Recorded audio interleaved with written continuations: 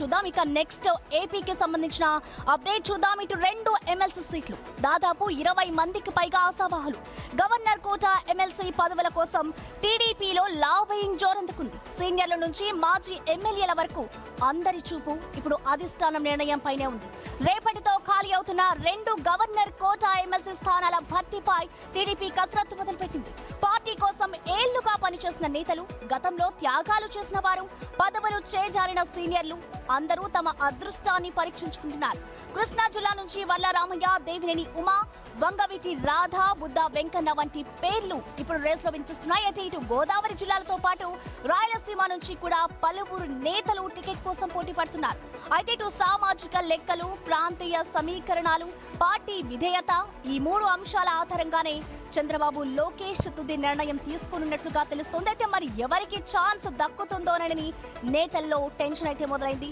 దీనిపై complete details ని అమరావతి నుంచి శివ ఉన్నారు. శివ, అసలు ఏంటి అధిష్టానం ఎటువైపు మొగ్గు చూపుతోంది? ఎవరెవరు రేసులో ఉన్నారు శివ? సామాజిక సమీకరణాలు, కులాలు, దిశగా చంద్రబాబు కసరత్తు చేస్తూ ఉన్నారు.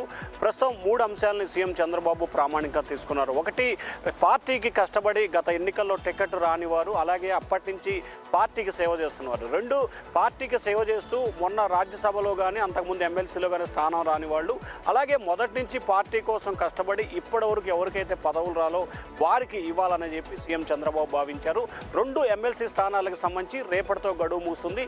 ఈరోజు సాయంకాలానికి కానీ రేపు ఉదయం కానీ గవర్నర్ కోటాకి సంబంధించిన 2 పేర్లను గవర్నర్ కార్యాలయం ప్రకటించబోతుంది. అయితే దాదాపుగా 2 స్థానాలకు సంబంధించి 12 మంది అభ్యర్థులు ఆశావాహులు ఉన్నారు. ముఖ్యంగా ఉమ్మడి కృష్ణా జిల్లా నుంచి దాదాపుగా 4, దేవినేని ఉమా, అలాగే వర్ల రామయ్య, బుద్ధ వెంకన్నతో పాటు రామకృష్ణ మరొక కీలకమైన వ్యక్తులు ఉన్నారు. దాంతోపాటుగా టీడీ జనార్దన్ సైతం కూడా ఆశావాహుల జాబితాలో ఉన్నారు.